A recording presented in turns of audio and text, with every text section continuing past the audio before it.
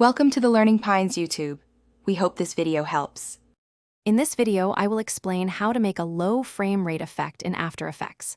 This technique is fantastic for achieving a distinct visual style, whether you are aiming for a retro film look, a stop-motion animation feel, or just a unique artistic touch. We will explore two primary methods that are easy to implement, allowing you to transform your footage with just a few clicks. Get ready to add some creative flair to your projects. Our first method involves the posterized time effect, which is incredibly straightforward.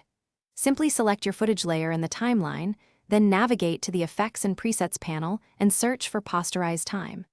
Drag and drop it onto your layer. In the Effect Controls panel, you will find a frame rate property. Change this from your composition's default, perhaps 24 or 30, to a lower number like 8 or 10 frames per second. Another effective approach is to manage your composition settings.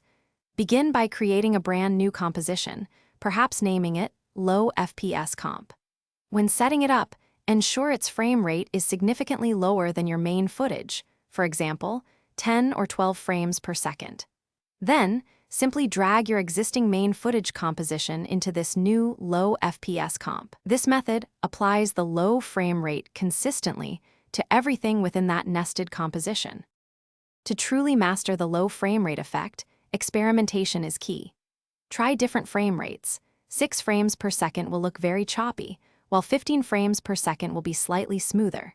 Sometimes, adding a touch of motion blur can help blend the frames just enough to make the effect less jarring. Feel free to combine the posterized time effect with a nested low frame rate composition for even more creative control over your final look. Thanks for watching. Consider subscribing if we helped you.